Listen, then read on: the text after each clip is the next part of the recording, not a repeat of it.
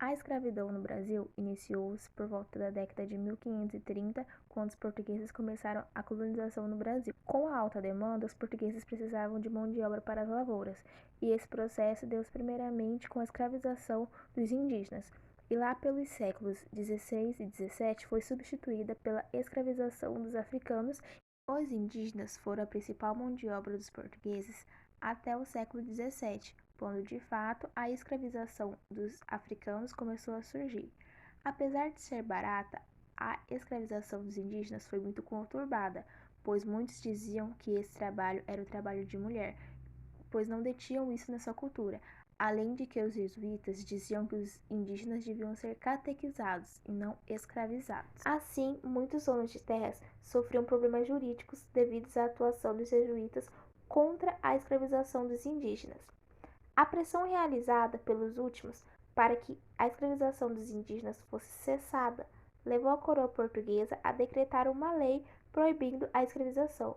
Mas, apesar dessa lei ser decretada, muitos donos de terras não cumpriram essa lei e continuaram com a escravização, por exemplo, nos estados de São Paulo, Paraná e Maranhão, onde detinham muitos escravizados indígenas. Os colonos portugueses também tiveram muitos obstáculos devido à alta taxa de mortalidade dos indígenas, que era decorrência de questões biológicas, guerras entre tribos travadas pelos portugueses e até mesmo guerras contra a própria escravização e quem escravizava os indígenas. Apesar da chegada dos africanos, os indígenas continuaram sendo a principal mão de obra na economia açucareira até meados do século XVII. Ao longo dos anos, os indígenas foram sendo substituídos pelos africanos, que eram trazidos pelo tráfico negreiro. Os portugueses, a partir do século XV, possuíam feitorias na costa africana e mantinham relações de compra dos indivíduos para escravizá-los.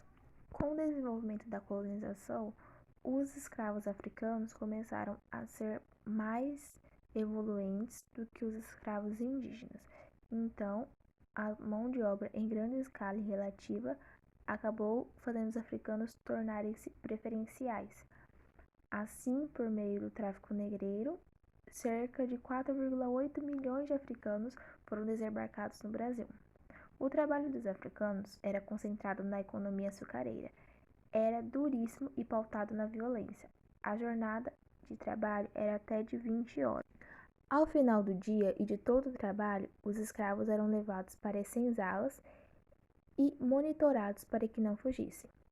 Eles tinham uma alimentação muito pobre e insuficiente, e parte da sobrevivência deles dependia de uma pequena plantação que alguns, não eram todos, possuíam, já que nem todos os fazendeiros deixavam eles plantarem. Nem todos os escravos trabalhavam nos engenhos, muitos trabalhavam nos campos, outros nas residências e outros nas cidades. Os do campo não eram muito bem vestidos, já que não tinham nem o direito de conversar com o seu próprio dono. Os escravos domésticos já eram bem mais vestidos, pois já tinham contato com o seu senhor e toda a sua família.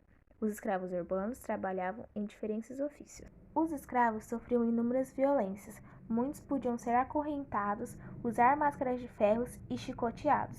E tudo isso os fazendeiros faziam com o intuito de impedir suas fugas e suas revoltas.